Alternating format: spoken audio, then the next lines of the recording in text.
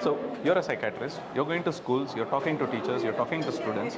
And just for an example, the American Disabilities Act was passed in 1982. Okay. The country has a rich history of handling people with disabilities, whereas in India, handling children with disabilities or special needs is fairly new.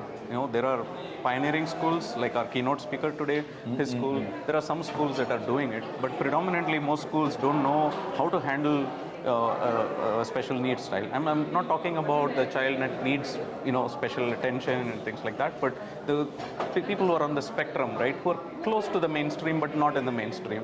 Those types of accommodations and all are not prevalent in India.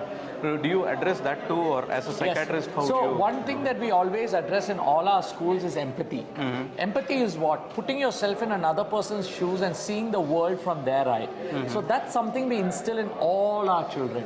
And after empathy only, most of these children come up and tell me that, okay, the first time I felt belonged inside of my classroom.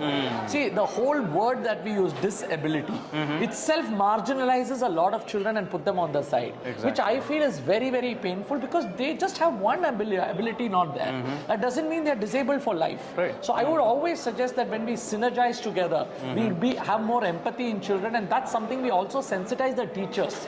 In fact, many teachers are the cause for having children as disabled. Right. They say, oh, that disabled boy is there, don't allow him in dance practice. Right. See, he may not be able to dance like Michael Jackson, but at least sitting at the side, he might do some hand movement. That hand movement could be something that changes his life.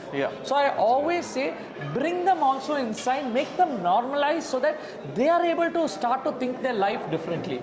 Like a Stephen Hawking. Yes. It's a classic case of someone with disability and how much he could actually contribute to the world, and even till today he's been talked about. The world's greatest theoretical one of the great physicists, theoretical right? physicists. And now imagine how many of them are sitting in our schools and we are just demarcating them and saying they are disabled. So let's start focusing on the ability of children and make them part of the culture.